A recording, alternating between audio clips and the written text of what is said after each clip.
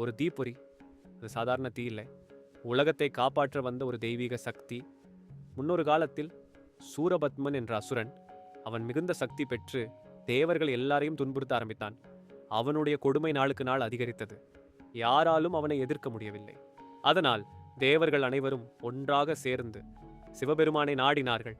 தேவர்களின் துயரத்தை கேட்ட சிவன் மிகவும் கோபமடைந்தார். அந்த கோபத்தில் அவர் தனது 3ஆம் கண் திறந்தார். அந்த கண்களிலிருந்து ஒரு பிரம்மாண்டமான தீப்பொறி வெளிவந்தது. அது உலகத்தை அழிக்கக்கூடிய சக்தி. அந்த சக்தியை நேராக பூமிக்கு அனுப்ப முடியவில்லை. அதனால் அக்னி தேவன் அந்த தீப்பொறியை எடுத்துச் சென்றார். பிறகு அதை கங்கை தேவிக்கு ஒப்படைத்தார். கங்கை அந்த தெய்வீக சக்தியை தாங்கிக் கொண்டு ஒரு புனிதமான இடத்திற்கு கொண்டு சென்றாள். அதுதான் சரவண பொய்கை. அந்த சக்தி அந்த ஏரியில் சேர்ந்தவுடன் ஒரு அதிசயம் நடந்தது. அங்கே ஒரு குழந்தை இல்லை, 6 குழந்தைகள் பிறந்தது.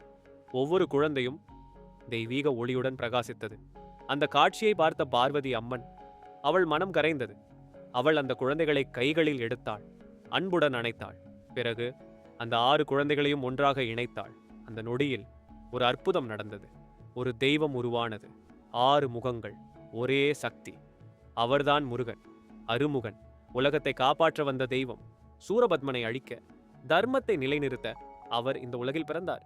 இந்த முருகன் கதை ஒரு சாதாரண கதை அல்ல. இது சக்தியின் பிறப்பு. இது தர்மத்தின் வெற்றி.